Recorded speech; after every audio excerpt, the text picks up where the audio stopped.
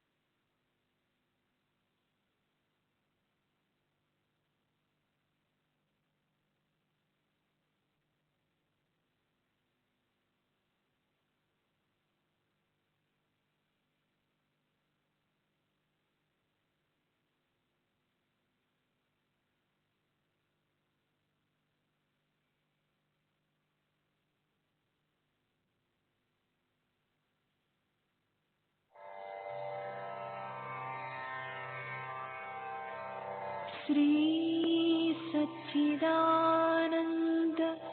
सद्गुरु साईनाथ महाराज की जय। सद्गुरु श्री साईनाथुनि शरद बाबू जी की जय।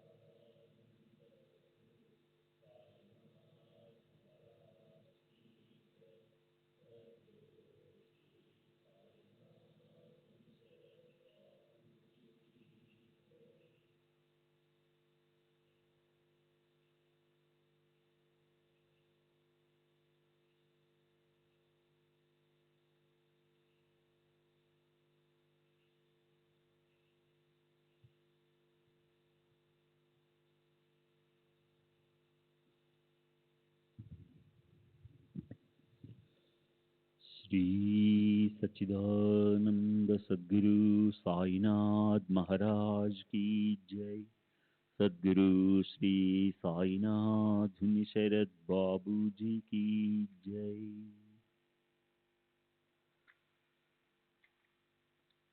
శ్రీ సాయి భక్త అనుభవ సంహిత హెచ్వి సాటే నిన్నటి తరువాయి. నేను రెండవ వివాహం చేసుకున్న తరువాత 2 కుమార్తెలు జన్మించారు. మా అత్తమామలు బాబా దగ్గరికి వెళ్ళి బాబా మాట ఇచ్చిన ప్రకారం నాకు కుమారుడు కలగాలని ప్రార్థిస్తూ, బాబా మాకెప్పుడు మనవడు పుడతాడు అని అడిగారు. అందుకు బాబా, నేను అల్లాను ప్రార్థిస్తున్నాను, వారు తప్పక నీ కోరిక తీరుస్తారు అన్నారు.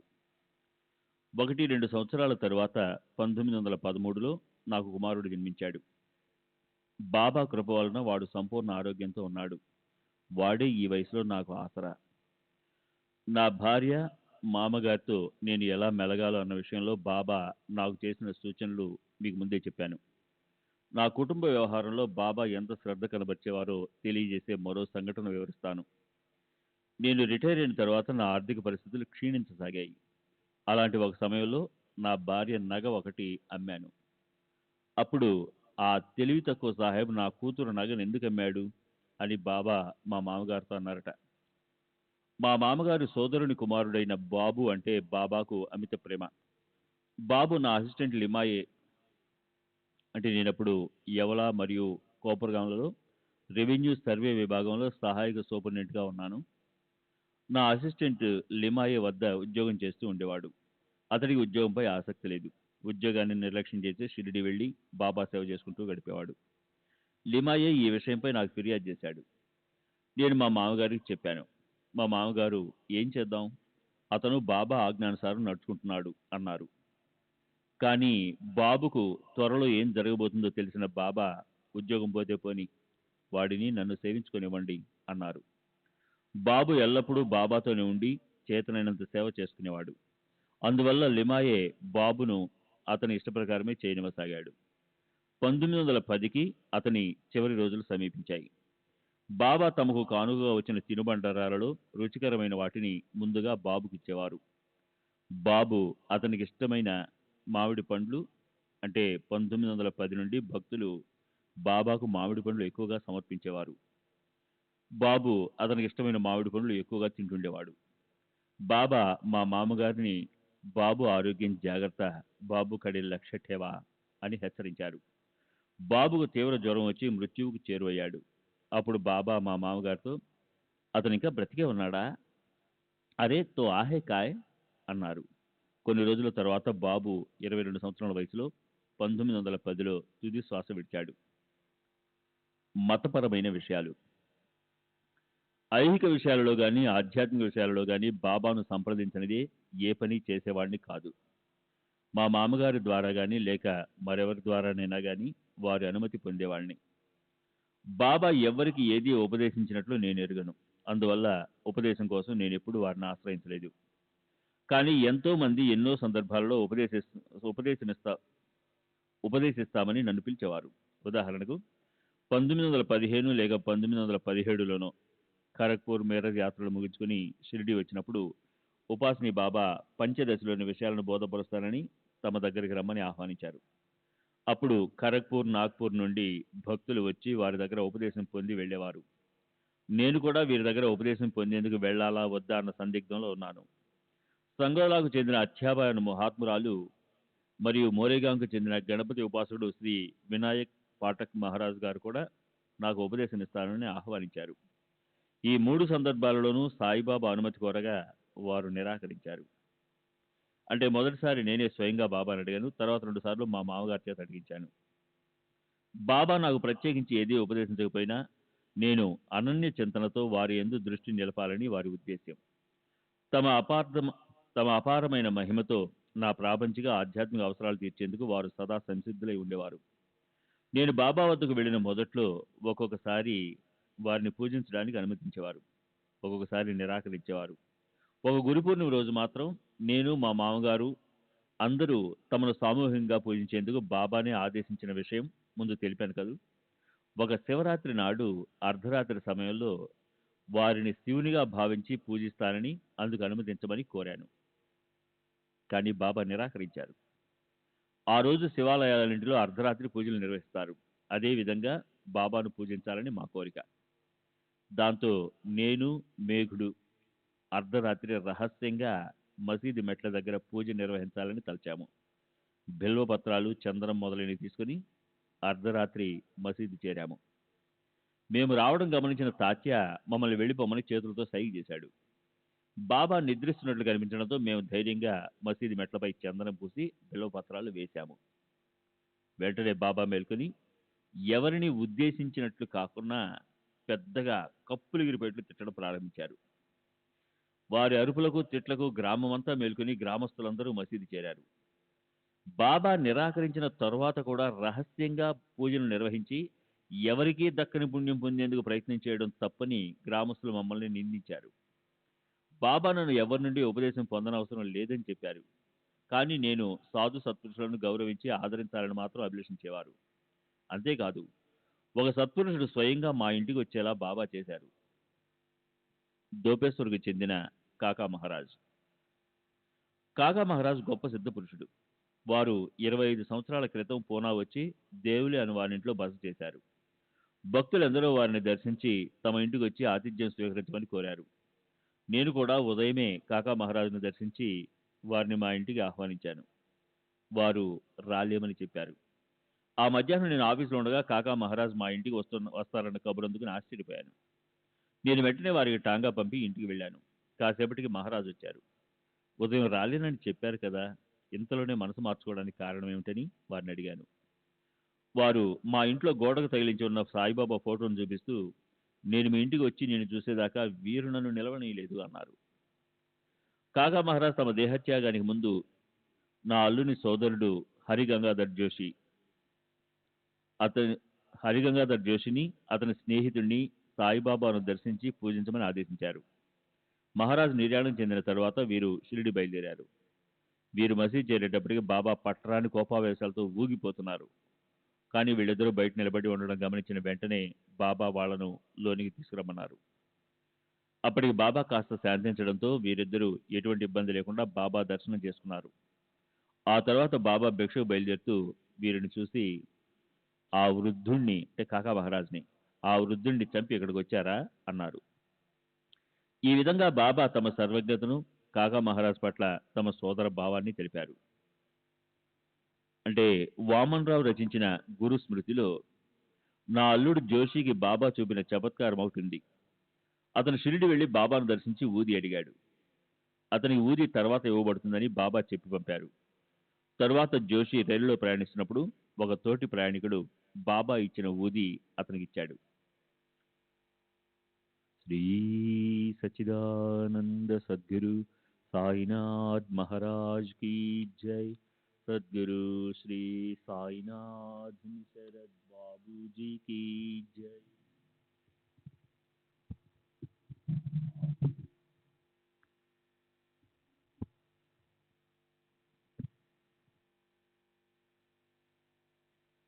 దక్షిణ భిక్ష సంస్థ డిసెంబర్ 1915లో నేను పూనాలో ఉన్నప్పుడు బాబా నుండి నాకు ఒక ఆదేశం అందింది.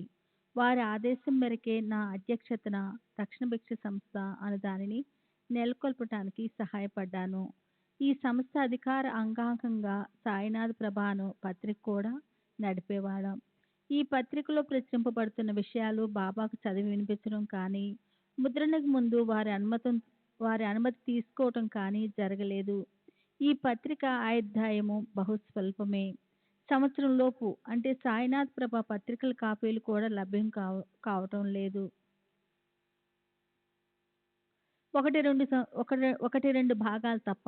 ఈ భాగాలలో 1915, 1917, 1918లలో షిరిడి సంస్థాన స్థితిగతులు వివరించబడి ఉన్నాయి. ఈ పత్రిక సంపాదకునిగా సుందర్రావు నారాయణ వ్యవహరించాడు. మొదటి భాగంలో నిత్య వాక్యాలను, పత్రిక ఆశయాలను రామ్గిరి అను కలం పేరుతో రచించినది ఇతనే. ఇప్పుడు అతను ఎక్కడున్నాడో ఏమయ్యాడో కూడా నాకు తెలీదు. సంస్థ స్థాపించబడిన 11 నెలలకు రాధాకృష్ణాయి మరణించింది. సాయి సంస్థానానికి చెందిన వస్తువులన్నీ ఆమె ఆధీనంలో ఉండేవి. విల్లు రాయకుండా చనిపోయిన బ్రాహ్మణ వితంతు అయినందున, ఆమెకి ఎవరూ వారసులు లేనందున పోలీసులు వచ్చి ఆమె ఆధీనంలో ఉన్న ఆస్తులని స్వాధీనం చేసుకున్నారు. మేము సభ అంటే దక్షిణ భిక్ష సంస్థ పేరున కేసును దాఖలు చేసి మహజర్లు కూడా సమర్పించి కోపర్గా మేజిస్ట్రేట్ నుండి ఉత్తర్వులు తెప్పించి సంస్థాన ఆస్తులన్నింటినీ సంస్థాన తరపున సభలు అంటే దక్షిణ భిక్ష సంస్థను పరం చేశాము. కానీ ఈ ఆర్థిక వ్యవహారాలని నా యజమానిలో ఉండటంతో నా మీద అందరికీ వ్యతిరేకత పెరిగి నానావళ ద్వారా నన్ను షిరిడి నుండి తరిమివేసి ఆపై నాకు కోర్టు ద్వారా నోటీసులు ఇవ్వడం దాకా అది వెళ్ళింది. తప్పుదారి పట్టిన కొందరు భక్తులు దొంగిలించబడిన వెండి అలంకరణ వస్తువులు అంటే సంస్థానం గుర్రానికి సంబంధించినవి వంటి చిన్న విషయాన్ని అడ్డం పెట్టుకొని నాపై కేసు మోపి లాయర్ ద్వారా 1918 జనవరిలో నాకు నోటీస్ ఇప్పించారు. నేను బాబాను సంప్రదించాను. బాబా నన్ను జవాబు ఇవ్వమని, ఏ విధంగా జవాబు రాయాలో కూడా చెప్పి నన్ను కాపాడతానని, కేసు విచారణకు రాకుండా చేస్తానని హామీ ఇచ్చారు. నేను బాబా చెప్పినట్లుగా జవాబు రాసి పంపాను. బాబా చెప్పినట్లే జరిగింది. నా మీద కానీ సభ అంటే దక్షిణ భిక్ష సంస్థ మీద కానీ ఎటువంటి విచారణ జరగలేదు. బాబా మరియు ఇతర మహాత్ముల వారి అంతర్జ్ఞానము. నేను షిరిడీలో ఉండగా బాబా ఒకరోజు మామూలుగా వెళ్ళే సమయానికి లెండి తోటకు బయలుదేరలేదు. మసీదు గోడ కానుకొని పడుకున్నారు. ఇలా 1 గంట గడిచింది. బాబా లెండికి వెళ్ళే సమయం మించిపోవడంతో లెండికి ఎందుకు వెళ్ళలేదని భక్తులు బాబాను ప్రశ్నించారు. బాబా, అరే నా గజానన్ వెళ్ళిపోయాడు, అరే మాజా గజాననే గేలా అని జవాబిచ్చారు. ఒక భక్తుడు గజానన్ మహారాజ్ గారి కుశలం అడుగుతూ షిరిడి నుండి షేగాంకు జాబు వ్రాశాడు. బాబా చెప్పిన రోజే వారు సిద్ధి పొందినట్లు జవాబు వచ్చింది. బాబా దూరదృష్టి. 1917లో ఒకసారి బాబా తిలక్ ఇక్కడికి వస్తున్నాడు అని పలికారు. ఏ కారణం చేతనో లోకమాన్య బాలగంగాధర్ తిలక్ షిరిడి వచ్చే అవకాశం ఏ కారణం చేతనూ లోకమాన్య బాలగంగాధర్ తిలక్ షిరిడి వచ్చే అవకాశం లేదని, బహుశా బాబా చెప్పింది వామన్ మహారాజు తిలక్ గురించేనని నేను తలచాను. కానీ త్వరలోనే అంటే 1917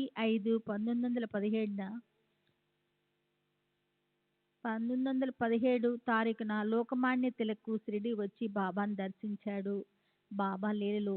మామూలుగా బాబా తమ భక్తులకు చేసిన ఉపకారాలు, అద్భుత కార్యాలు భగవంతుడికి చేసినట్లుగా చెప్పి ఆ గొప్పతనాన్ని భగవంతునికే ఆపాదిస్తారు.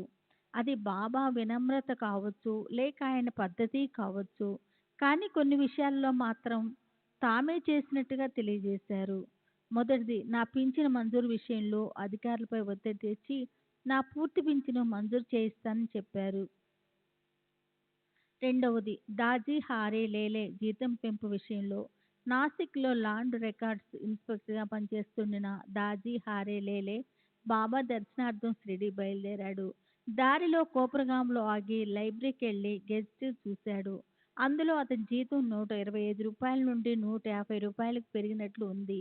తర్వాత అతను షిరిడి వచ్చి బాబాను దర్శించాడు.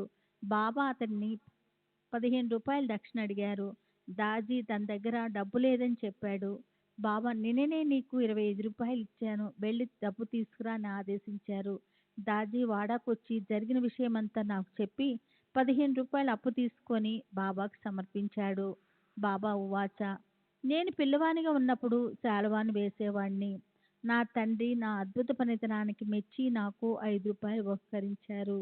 నేను ఒకప్పుడు ఘోరమండల్ తీరంలో నివసిస్తూ ఉండేవాణ్ణి.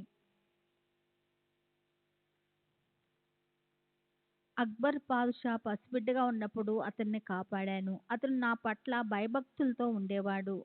పైఠానికి చెందిన ఆ బ్రాహ్మణ్ణి అంటే ఏక్నాథ్ మహారాజు నేను ఎరుగుదును. అంతటి శ్రేష్టమైన బ్రాహ్మణులు ఈ రోజుల్లో కనిపించడం లేదు. చాందుబాయ్ పాటేలు నా దగ్గరకు వచ్చి నా గుర్రాన్ని ఎక్కడికి తోలేశావు అని అడిగాడు.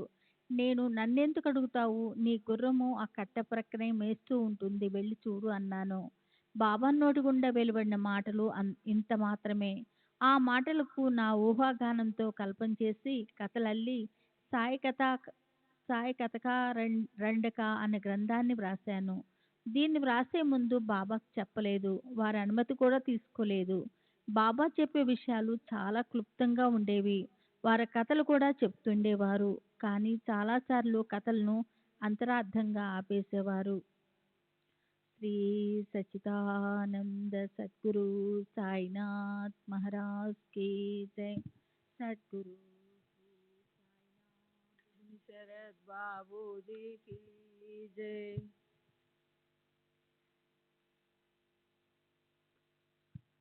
జూన్ 1936 పూనా. దాసరథ్ మహారాజ్ ఉరఫ్ గణపతిరావు దత్తాత్రేయ సహస్రబుద్ధే కీర్తనాకారుడు. వయసు సుమారు 78 సంవత్సరాలు. బ్రాహ్మణుడు. నాందేడు, నిజాం రాష్ట్రం. శ్రీ సాయిబాబా నాకు చాలా కాలంగా తెలుసు. నేను రచించిన భక్తి సారామృతిలో 26, 65, 66, 67 అధ్యాయాలు భక్త లీలామృతిలో 31, 32, 33 అధ్యాయాలు, సంత కథామృతిలో 57వ అధ్యాయంలో బాబాను గురించి పేర్కొని ఉన్నాను. భక్త లీలామృతిలోని 31వ అధ్యాయము, సంత కథామృతిలోని 57వ అధ్యాయము రెండు బాబా భౌతికంగా ఉన్నప్పుడే ప్రచురితమయ్యాయి. బాబా తమ గతానికి సంబంధించిన కొన్ని వాస్తవాలను స్వయంగా వెల్లడించాను. అవి చాలా స్వల్పమే. దానికి తోడు నేను వారితో గడిపిన సమయం నామమాత్రమే. నేను బాబాను అరుదుగా దర్శిస్తూ ఉండేవాడిని. షిరిడీలో ఉన్నప్పుడు బాబా నన్ను మసీదులో ఎక్కువ సమయం ఉండనిచ్చేవారు కాదు. విఠల్ మందిరానికి పంపేవారు. అక్కడ మహాత్ముల జీవిత చరిత్రలు రాస్తూనో విష్ణు సహస్రనామం పఠిస్తూనో గడిపేవాడిని. నేను బాబాను గురించి వ్రాసే ముందు వారి గురించి కొన్ని పరిశోధనలు జరిపాను. కొన్ని వాస్తవాలు నా స్వీయ పరిశీలనతో వ్రాసినవి. పోలీసు శాఖలో హౌల్దారుగా పనిచేస్తున్న నాకు ఈ పరిశోధన సులభంగా సాగింది. నాకు సాహిత్యం పట్ల, నాటక కళ పట్ల మక్కువ ఉండేది. అందువలన నేను వీధి నాటకాలలో పాల్గొనేవాడిని. అంతేకాక సాహిత్యంలో కూడా ప్రవేశం ఉండడంతో లావణి మొదలైన ఛందస్సులను ఉపయోగించి అసువుగా పద్యాలు చెప్పగలిగేవాడిని. నేను పోలీస్ శాఖలో పనిచేస్తున్నప్పుడు నానాసాహెబ్ చాందోర్కర్ డిప్యూటీ కలెక్టర్గా పనిచేస్తూ ఉండేవాడు. అతను నన్ను బాబా దగ్గరకు తీసుకెళ్ళాడు. బాబా నన్ను చూసిన వెంటనే నా భవిష్యత్తు చదివి నా కాలక్షేపపు కార్యక్రమాలను, ఉద్యోగాన్ని మాన్పించి ఆధ్యాత్మిక పదంలో నన్ను నడిపించాలని సంకల్పించారు. నా ముందే నానాసాహెబ్తో, ఇతనికి తమాషాలన్నా ఉద్యోగమన్నా అమిత మక్కువ, వాటన్నిటినీ ఇతడు విడిచిపెట్టాలి అన్నారు. అదే విషయం నాతో కూడా చెప్పారు. కానీ అవంటే నాకు ఇష్టం. క్రమేణా తమాషాలలో పాల్గొనడం మానివేశాను. ఇక ఉద్యోగ విషయానికి వస్తే ఉద్యోగం వదిలిపెట్టే ఆలోచన మాత్రం నాకు లేదు. నన్ను ఉద్యోగం మానేయమని బాబా సలహా ఇచ్చిన ప్రతిసారి చూస్తాను అనేవాడిని. దాంతో బాబా నాకు కొరత వేస్తే గాని ఉద్యోగం మాననని అన్నారు. అలా సుమారు 10 సంవత్సరాల పాటు బాబా ప్రత్యక్షంగా పరోక్షంగా నన్ను ఉద్యోగం వదిలివేయమని పదే పదే చెప్పారు. ఇక బాబా నన్ను ఎన్నోసార్లు శిక్ష, అవమానం, మరణం నుండి కూడా కాపాడి చివరికి 1903లో నా అంతట నేను ఉద్యోగాన్ని త్యజించే పరిస్థితులు కల్పించి ఉద్యోగానికి ఏ విధంగా రాజీనామా చేయించారో అన్న వివరాలను తర్వాత వెల్లడిస్తాను. ఒక విచారణలో భాగంగా బాబా ఇచ్చిన సాక్షి వాగ్మూలాన్ని బట్టి వారి పూర్వపరాలను గూర్చిన కొన్ని వివరాలు వెలుగులోకి వచ్చిన వైనాన్ని వర్ణిస్తాను. నగలు దొంగిలించినట్లుగా ఒక వ్యక్తిపై ధూలే తహసీల్దార్ మ్యాజిస్ట్రేట్ కోర్టులో నేరం మోపబడింది. ఆ వ్యక్తి తనకు ఆ నగలు షిరిడీలో ఉన్న సాయిబాబా ఇచ్చారని, అందుకు వారే సాక్ష్యమని చెప్పాడు. దాంతో సాయిబాబాను కోర్టుకు హాజరు కావాల్సిందిగా కోర్టు వారు సమ్మర్లు జారీ చేశారు. బాబా ఆ సమ్మర్లు పుచ్చుకోవడానికి నిరాకరిస్తూ వాటిని దున్నిలో వేశారు. కానీ బాబాకు సమ్మర్లు అందజేసినట్లు రిపోర్టు పంపబడింది. సమ్మర్లు పంపినా రానందువల్ల సాక్ష్యం ఇచ్చేందుకు కోర్టులో బాబాను హాజరుపరచమని వారెంటు జారీ చేయబడింది. ఈ వారెంటు తీసుకుని కోపర్గాముకు చెందిన గణపతి రామ్జీ అను హెడ్ కానిస్టేబుల్ మసీదుకు వచ్చాడు. బాబాను అరెస్టు చేయడానికి అతనికి ధైర్యం లేదు. అందువల్ల వారెంటులోని విషయాలు బాబాకు చెప్పి తనతో కోర్టుకు రమ్మని అభ్యర్థించాడు. కానీ బాబా తిరస్కరించారు. పైగా కోపంతో ఆ వారెంటును చెత్త కుప్పలో వేయమన్నారు. అతనికి ఏం చేయాలో తోచలేదు. నేనప్పుడు మసీదులో ఉన్నాను. ఈ విషయం బాబా భక్తుడైన నానాసాహెబ్ చందోర్కర్కు తెలియజేయమని అతనికి సలహా ఇచ్చాను. చాందోర్కర్ అప్పుడు అహ్మద్నగర్లో డిప్యూటీ కలెక్టర్గా పనిచేస్తున్నాడు. అతను చాందోర్కర్ను సంప్రదించాడు.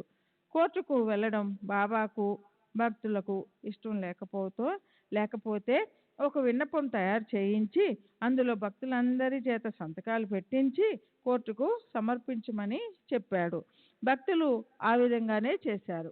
ఆ మహాజరులో శ్రీ సాయిబాబా సాధారణ వ్యక్తి కాదని, అసంఖ్యాక భక్తులచే దైవంగా పూజించబడుతున్న సత్పురుషులని, వారి విషయంలో సామాన్య కోర్టు పద్ధతులు అనుసరణీయం కాదని, ఆ తర్వాత తలెత్తే పర్యవసానాల దృష్ట్యా అలా చేయడం భావ్యం కాదని, వారి సాక్ష్యం కావాలంటే ఒక కమిషన్ను సీడీ పంపి విచారించవచ్చునని భక్తులు పేర్కొన్నారు.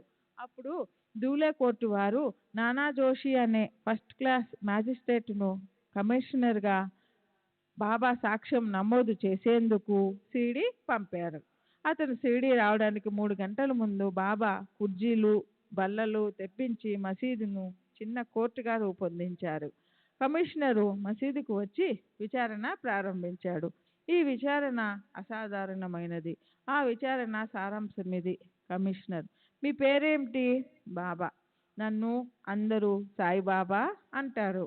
కమిషనర్: మీ తండ్రి పేరు? సాయిబాబాని. కమిషనర్: మీ గురువు గారి పేరు? బాబా: వెంకుస. కమిషనర్: మీ మతము? బాబా: కబీరు.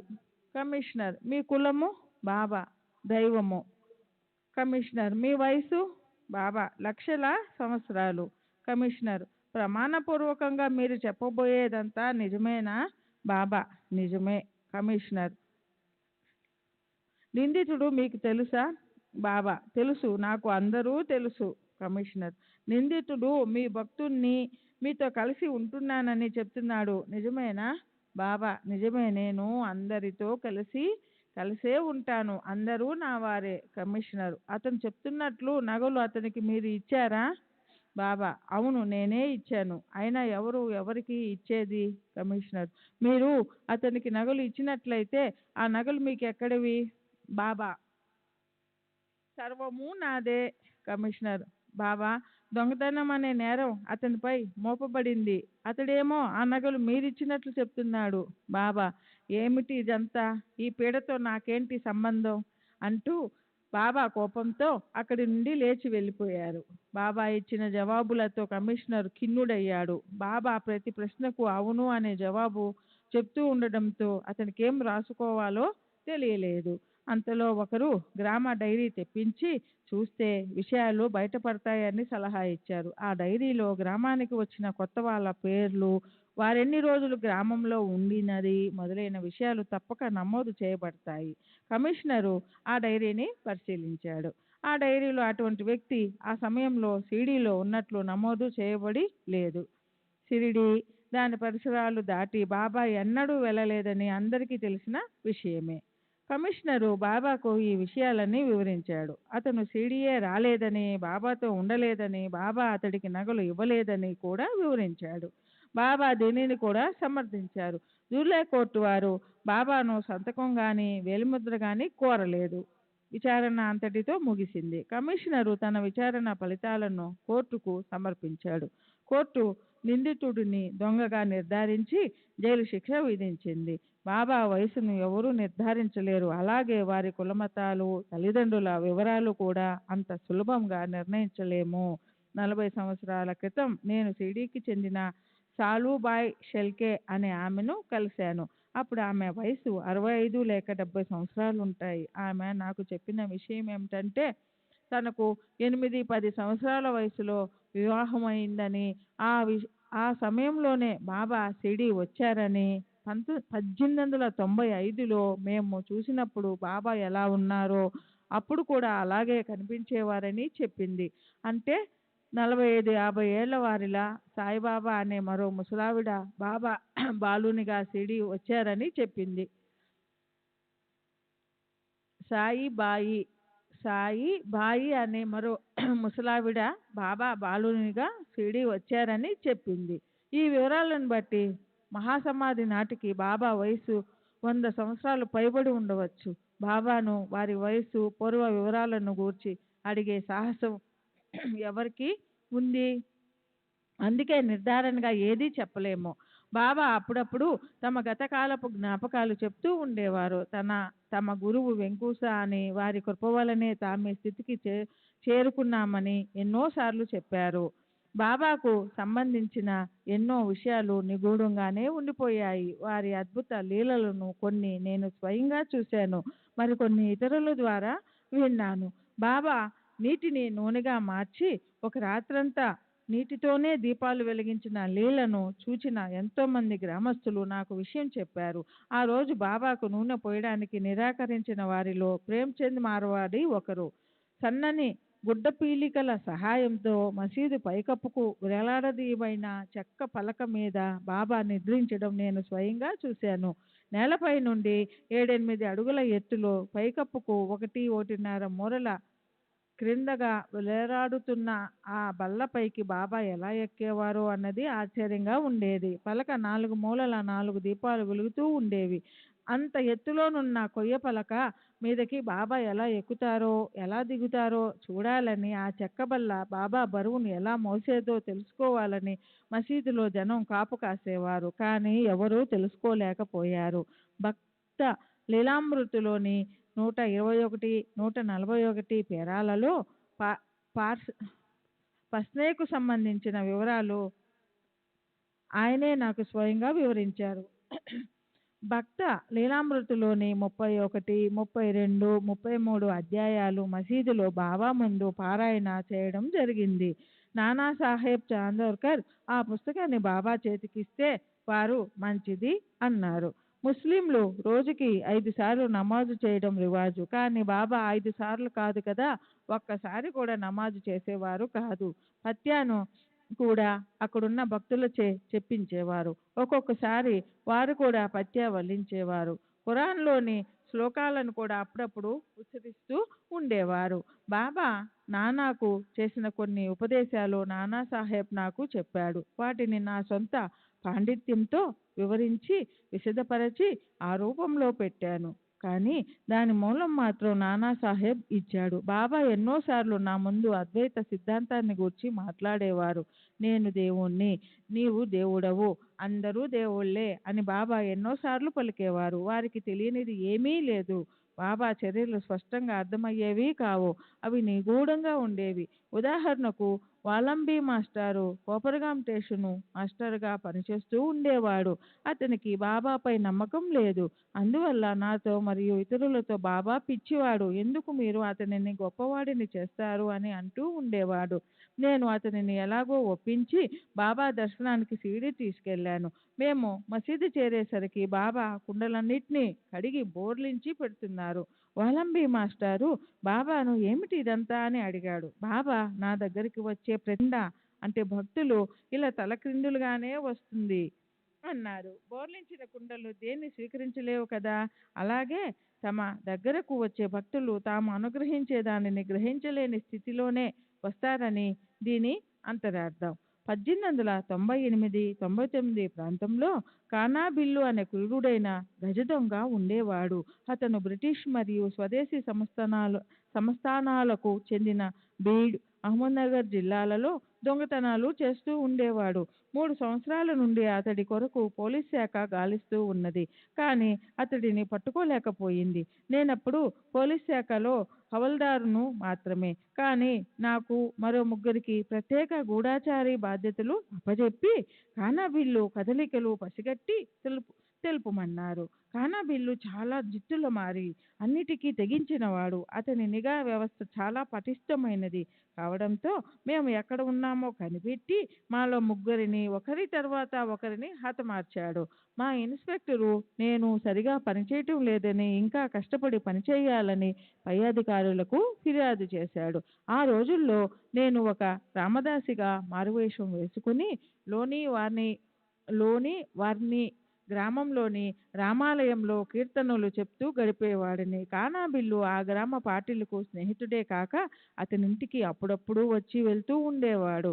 కానాబిల్లు నా పేరు, నంబరు 727, నేను ఏ స్టేషన్లో పనిచేస్తున్నది మొదలైన వివరాలన్నీ తెలుసుకొని ఒకరోజు నన్ను కాల్చి చంపేందుకు వచ్చాడు. నా ప్రాణాలు కాపాడమని నేను శ్రీరాముణ్ణి శరణు వేడాను. కానాబిల్లు నన్ను గమనిస్తూనే ఉన్నానని హెచ్చరించి వెళ్ళిపోయాడు. దానికి తగ్గట్లే అతని అనుచరులు నన్ను నిరంతరం గమనిస్తూ ఉండడంతో నేను ఆ ప్రదేశాన్ని విడిచి వెళ్ళలేకపోయాను. ఒకసారి కానాబిల్లు కదలికలపై కొందరు గ్రామస్తుల నుండి నాకు సమాచారం అందింది. వెంటనే ఆ విషయం మా పై అధికారులకు తెలియజేశాను. దాంతో కానాబిల్లు దాగి ఉన్న కొండను పోలీసులు చుట్టుముట్టారు. అప్పుడు జరిగిన కాల్పుల్లో మా పోలీసు వాళ్ళు చాలా మంది హతుసులయ్యారు. కానీ కానాబిల్లు మళ్ళీ తప్పించుకున్నాడు. కానాబిల్లు వలన నాకు ప్రమాదం తప్పదని అర్థమయ్యింది.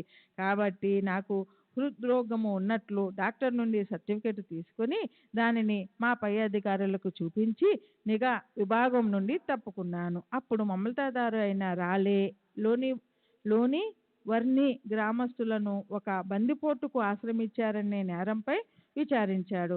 ఆ విచారణలో కానాబిల్లి గురించిన సమాచారాన్ని అందించి నాకు సహాయపడ్డాడని ఆ గ్రామ పార్టీలకు అనుకూలంగా నేను సాక్ష్యం చెప్పడంతో అతను విడుదలయ్యాడు.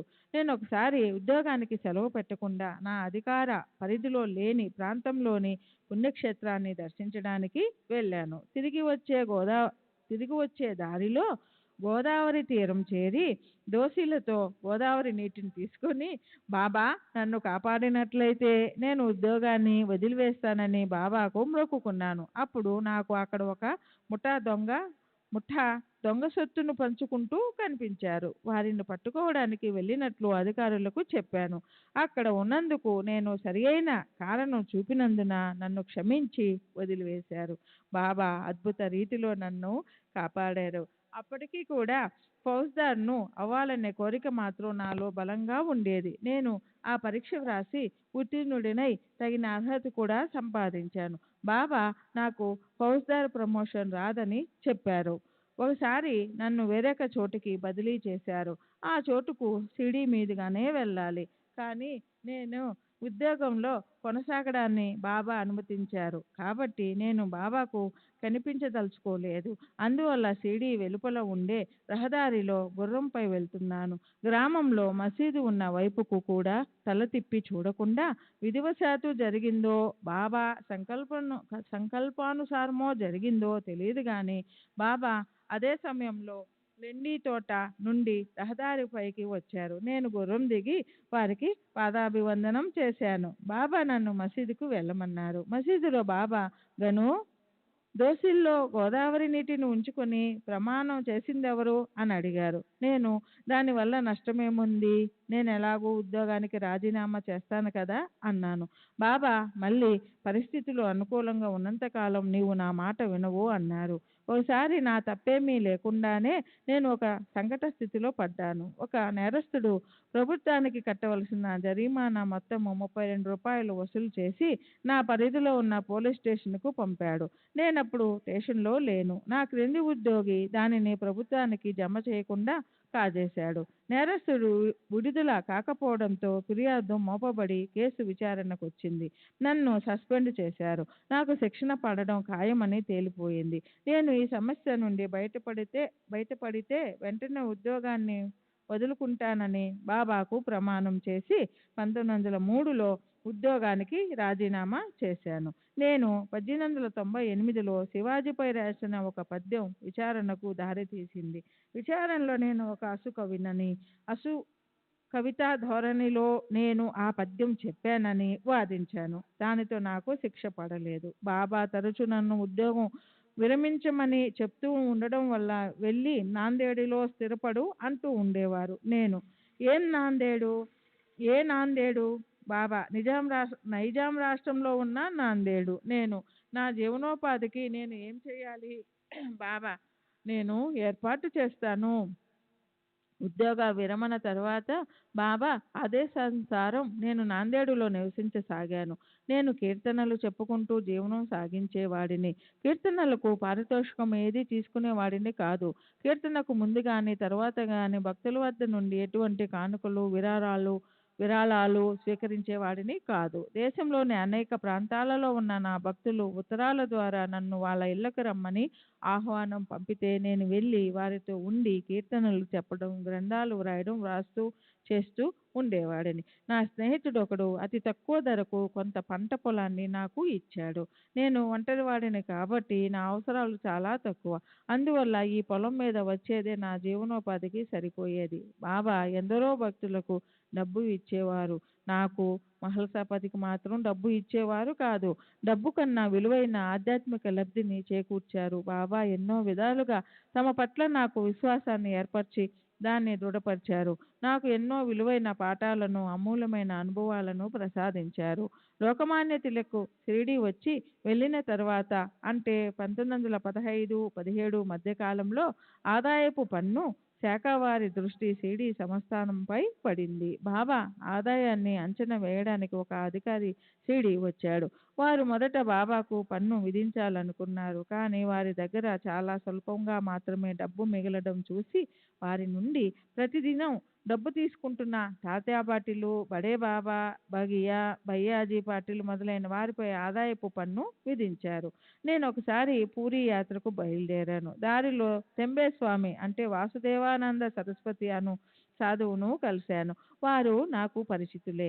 వారు నన్ను షిరిడీ వెళ్తున్నావా అని అడిగారు. నేను అవునని చెప్పి కొన్ని నెలల తర్వాత వెళ్తానని బదులు చెప్పాను. అప్పుడు వారు నాకు ఒక టెంకాయను ఇచ్చి దానిని వారి కానుకగా బాబాకు సమర్పించమని కోరారు. నేను దానిని నా సంచిలో భద్రపరిచాను. కానీ తదుపరి ప్రయాణాలలో నా తోటి వారు దానిని పగలగొట్టి తినేశారు. తర్వాత నేను షిరిడీ వెళ్ళి బాబాను దర్శించినప్పుడు దొంగబడవా, నా సోదరుడు ఇచ్చిన టెంకాయ ఏది అని అడిగారు. ధేరే అను భక్తుడు దారి దోపిడీ నుండి తప్పించుకున్న ఉదాంతం నాకు స్వయంగా తెలుసు. ఆ సంఘటన జరిగినప్పుడు నేను కూడా అతనితో టాంగాలో ఉన్నాను. భక్తి సారామృతిలో దానిని నేను ప్రస్తావించాను. ఒక మహాశివరాత్రి నాడు నేను షిరిడీలో ఉన్నాను. షిరిడీకి 3 మైళ్ళ దూరంలోనున్న సింగాబా వద్ద గంగా స్నానం చేయాలని సంకల్పించాను. మేగుడు బాబాను అభిషేకించడానికి ప్రతిదినం గోదావరి నుండి నీటిని తెచ్చేవాడు. కానీ నేను గోదావరికి వెళ్ళడానికి బాబా అనుమతించలేదు. గంగ ఇక్కడే నా పాదాల చెంత ఉంది, వెళ్ళకు అన్నారు. ఇది నన్ను బాధించింది. బాబా నారాయణుడని, నారాయణి పాదాల నుండే గంగా ప్రవహిస్తుందని నాకు తెలుసు.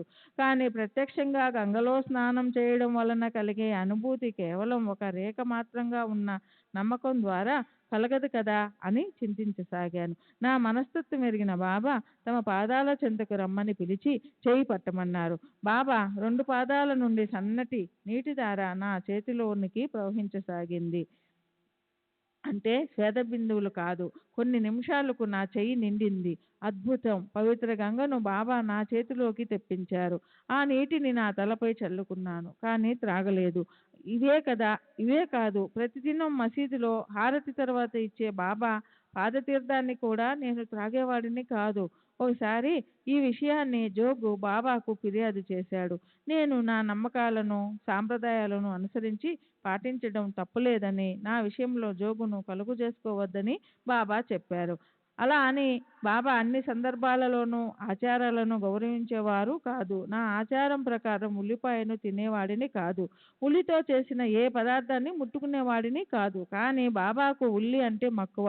వారి భోజనంలో ఉల్లిపాయ లేకపోవడం అనేది చాలా అరుదు. ఒకరోజు బాబా నన్ను ఉల్లి పులగం అంటే పితల చేసి కొంత తమకు సమర్పించి నన్ను కూడా తినమన్నారు.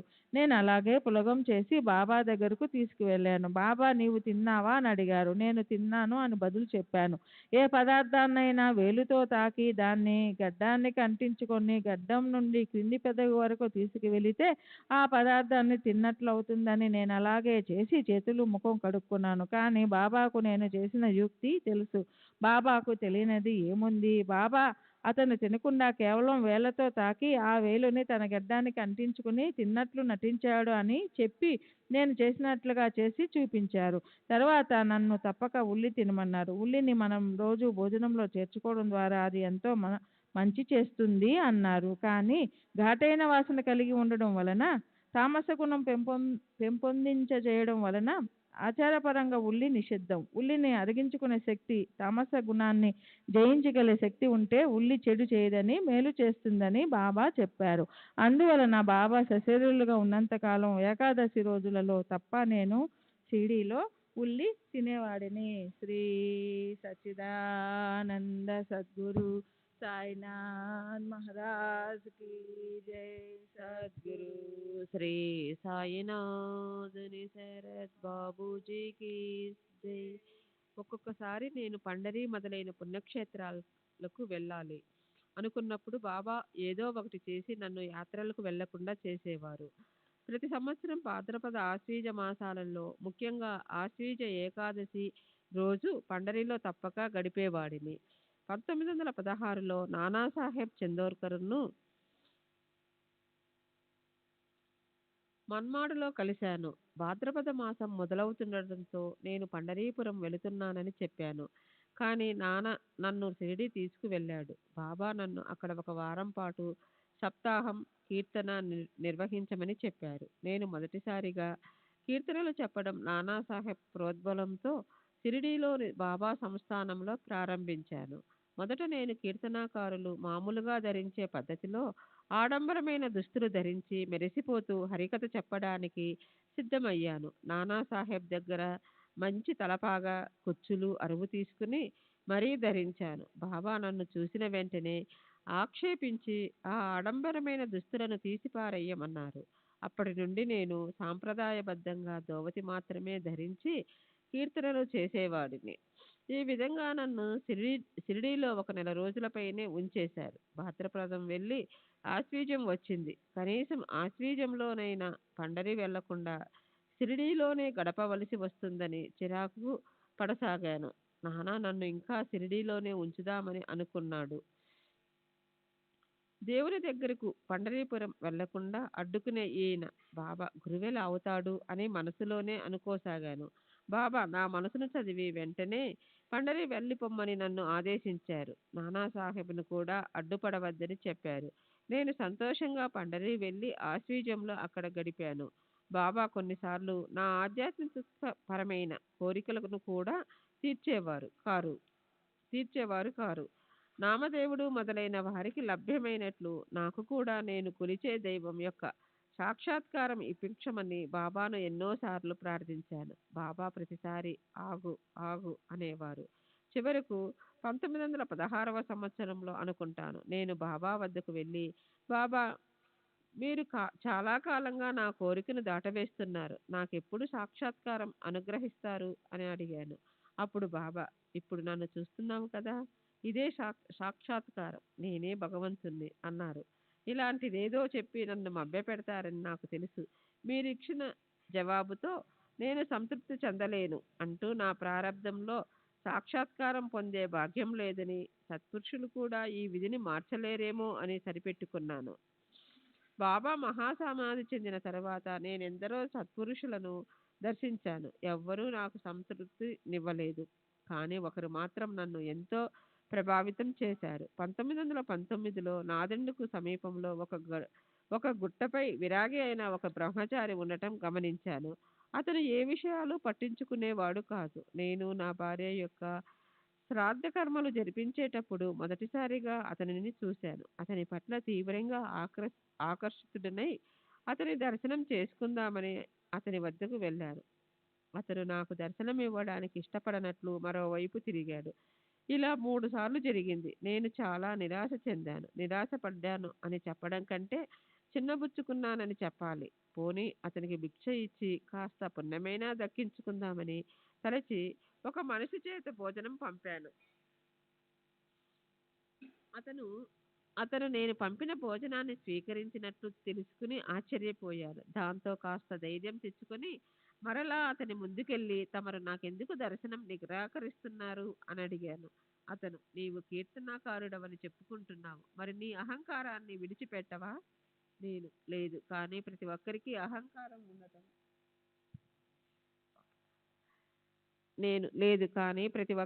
అహంకారం ఉండటం సహజమే కదా. అతను, నాకు ఆహారం పంపేటప్పుడు నువ్వు భోజనం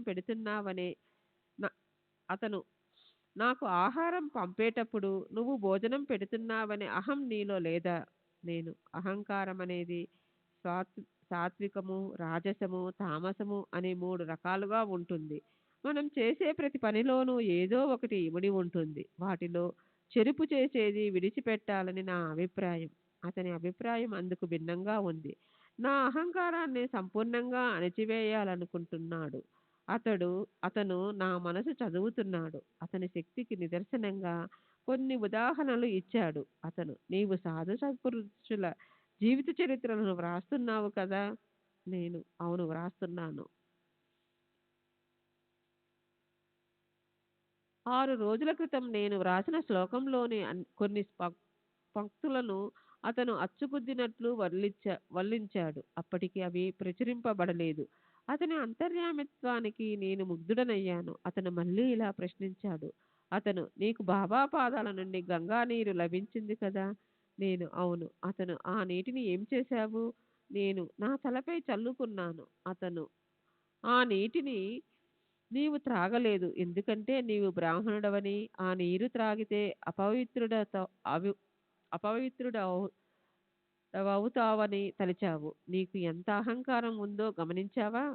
అతని తత్వం, అతీత శక్తులు చూసి ప్రతిదినం అతనిని దర్శించి రాత్రిళ్ళు 3-4 గంటలు అతని వద్ద గడపసాగాను. నా మీద సదాభిప్రాయం ఉండి నా వద్దకు వచ్చే కొందరికి ఆ బ్రహ్మచారిపై మంచి అభిప్రాయం లేదు.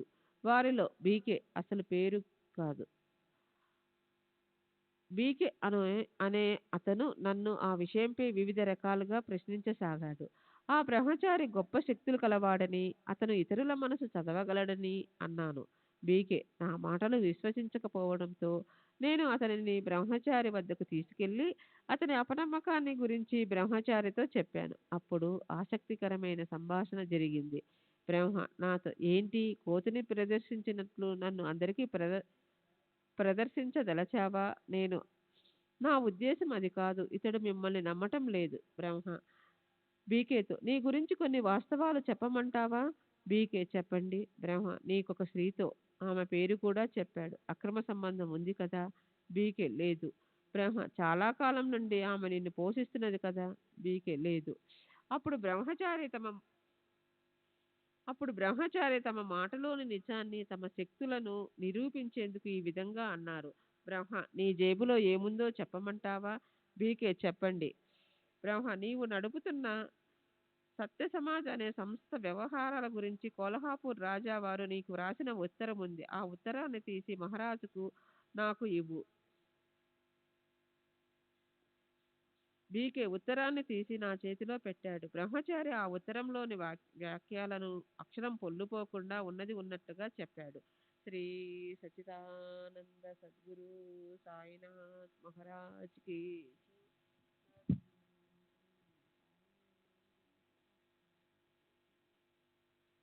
దీనిని బట్టి అంతకుముందు స్త్రీ గురించి చెప్పినది కూడా వాస్తవమని రుజువయింది.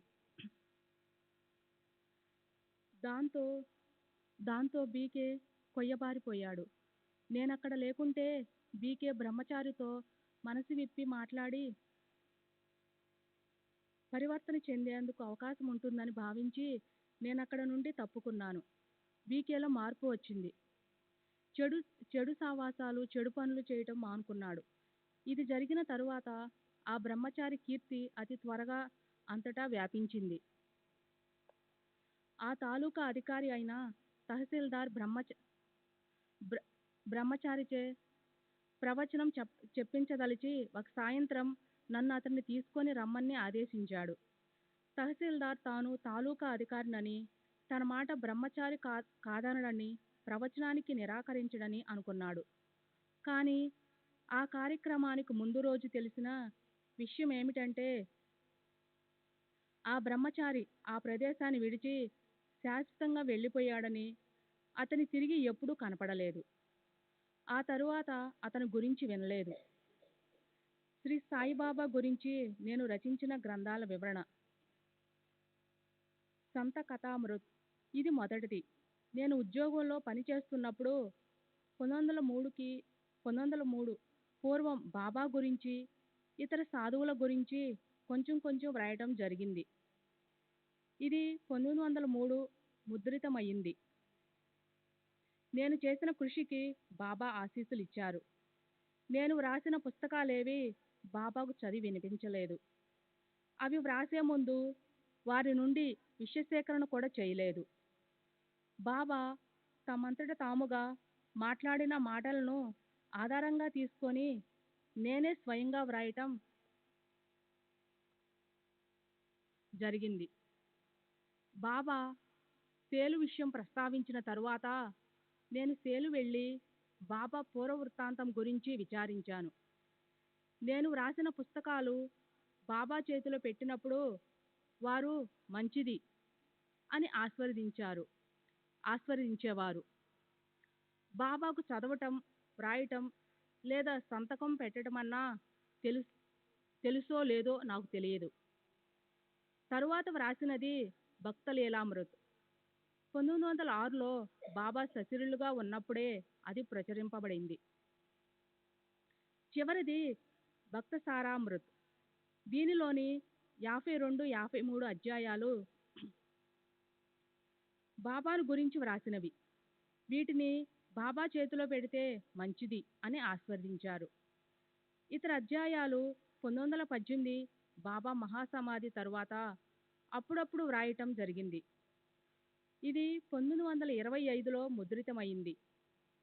ఈ పుస్తకం 26వ అధ్యాయంలో సేలులో బాబా పూర్వ వృత్తాంతం గురించిన వివరాలు కొంత బాబా మాటల ఆధారంగాను, కొంత సేలు గ్రామస్తుల మాటల ఆధారంగాను వ్రాసినవి.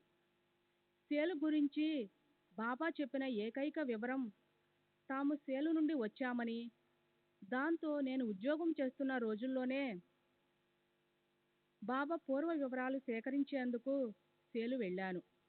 ఇది జరిగి దాదాపు 35 సంవత్సరాలయ్యింది. అక్కడి గ్రామస్తులు నాకు చెప్పటమంటే అక్కడొక వృద్ధ సాధువు ఉండేవాడని, అతను ఒక బాలునికి శిక్షణ ఇస్తుండేవాడని, కొందరు ఆ సాధువుపై విసిగిపోయి అతన్ని రాళ్లతో కొట్టి చంపినట్లు, బాలుడు తప్పించుకున్నట్లు చెప్పారు. అదంతా అప్పటికి 100 సంవత్సరాల పూర్వం జరిగినట్లు కూడా చెప్పారు. శ్రీ సాయిబాబా దగ్గర ఒక ఇటుకరాయి ఉండేది. వారు దాన్ని రాత్రిళ్ళు తలగడగా ఉపయోగించేవారు. బాబా స్మృతి చిహ్నంగా అది ఇప్పటికీ షిరిడీలోనే ఉంది. ఆ ఇటుకరాయి తమ గురుదేవులు తమకు ప్రసాదించారని, తమ గురువు పేరు వెంకూసా అని బాబా నాకు చెప్పారు. ఈ విషయం చెప్పేటప్పుడు చాందోర్కర్ కూడా అక్కడే ఉన్నాడు.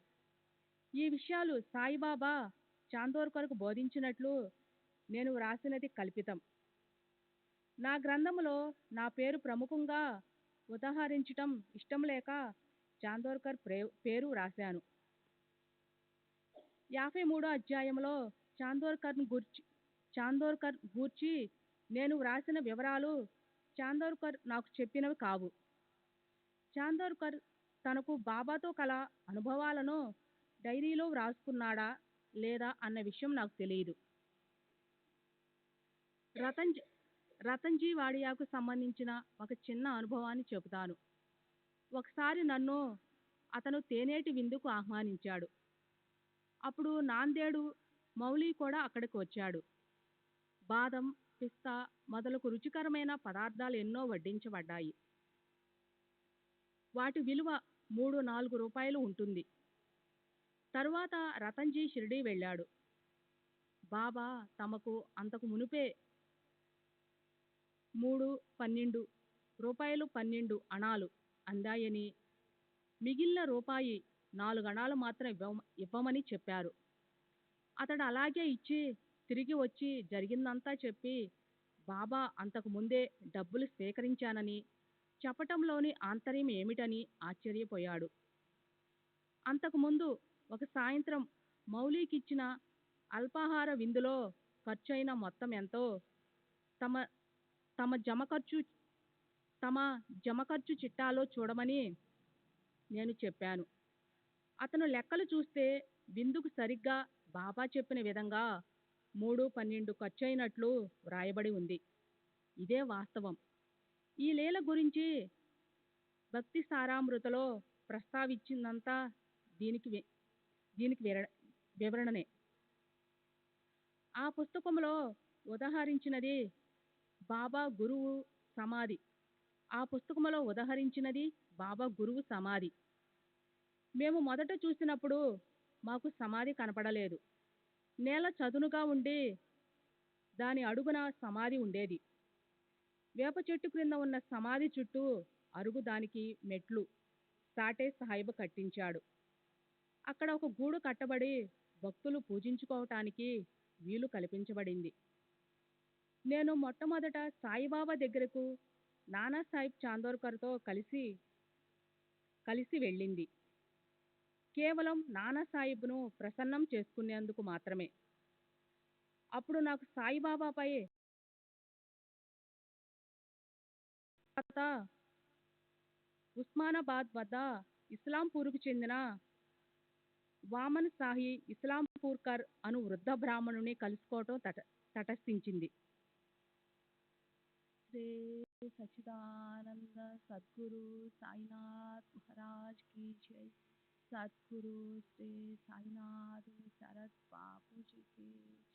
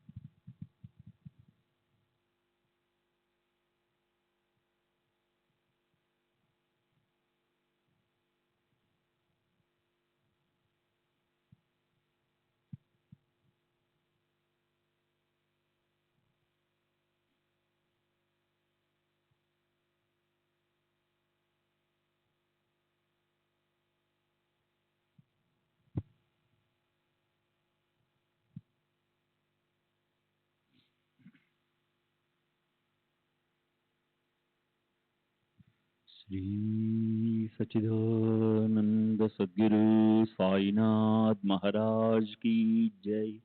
सद्गुरु श्री साईनाथ शरद बाबू जी की जय. साई रहम नजर करना, बच्चों का पालन करना. साई रहम नजर करना, बच्चों का पालन करना. जाना तुमने जगत पसारा, सब ही झूठ जमाना. जाना तुमने जगत पसारा, सब ही झूठ जमाना.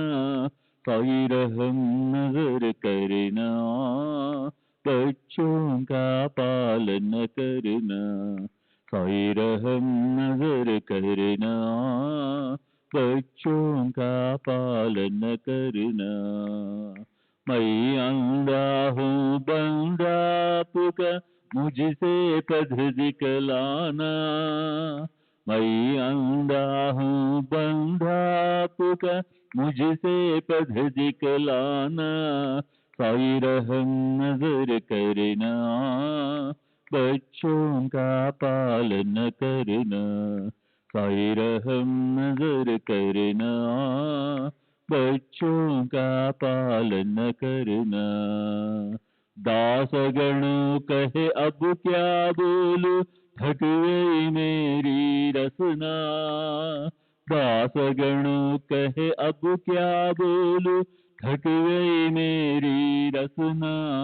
साई रहम नजर करना, बच्चों का पालन करना, साई रहम नजर करना, बच्चों का पालन करना, रहमो नजर करो अब मोरे साई, तुम बिना नहीं मुझे माँ बाप भाई, रहमो नजर करो मैं आंधा हूँ बंदा तुम्हारा, मैं आंधा हूँ बंदा तुम्हारा, मैं ना जानू मैं ना जानू मैं ना जानू अल्लाह इलाही,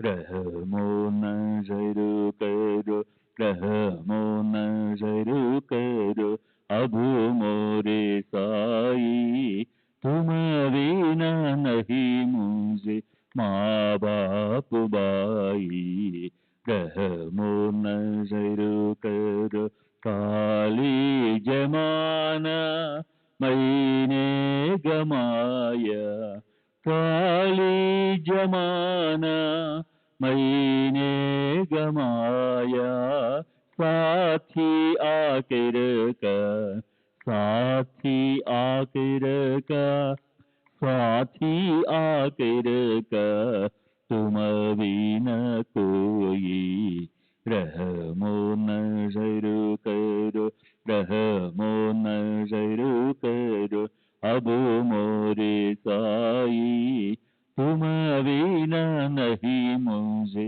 माँ बाप भाई, रहमो नजर करो अपने मस्जिद का झाड़ू गणो है, अपने मस्जिद का झाड़ू गणो है, मालिक हमारे मालिक हमारे मालिक हमारे, तुम बाबा साई, रहमो नजर करो रहमो नजर करो अब मोरे साई, तुम बिना नहीं मुझे माँ बाप भाई, रहमो नजर करो।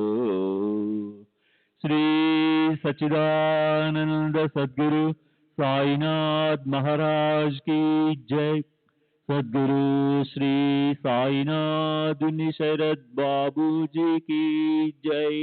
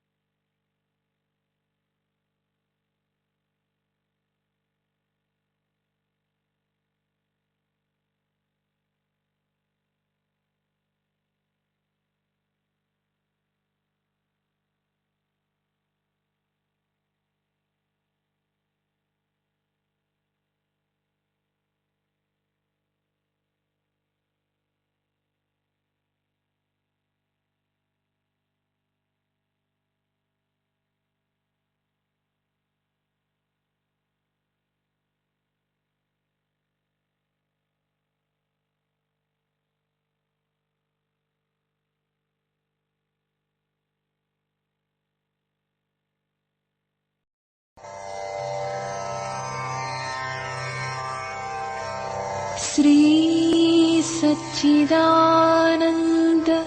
सद्गुरु साईनाथ महाराज की जय। सद्गुरु श्री साईनाथुनि शरद बाबू जी की जय।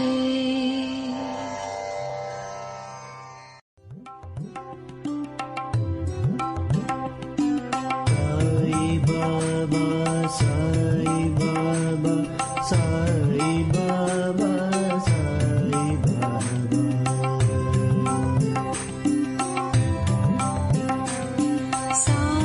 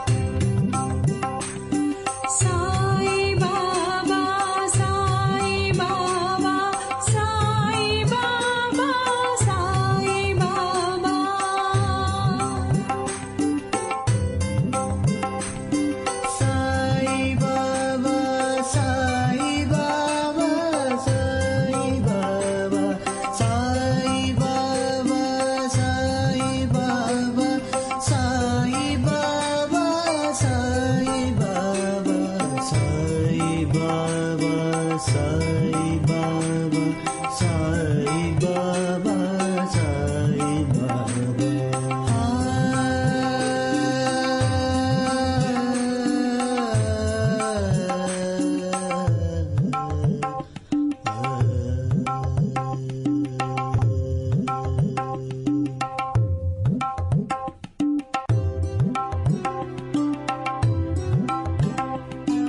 సాయి బాబా సాయి బాబా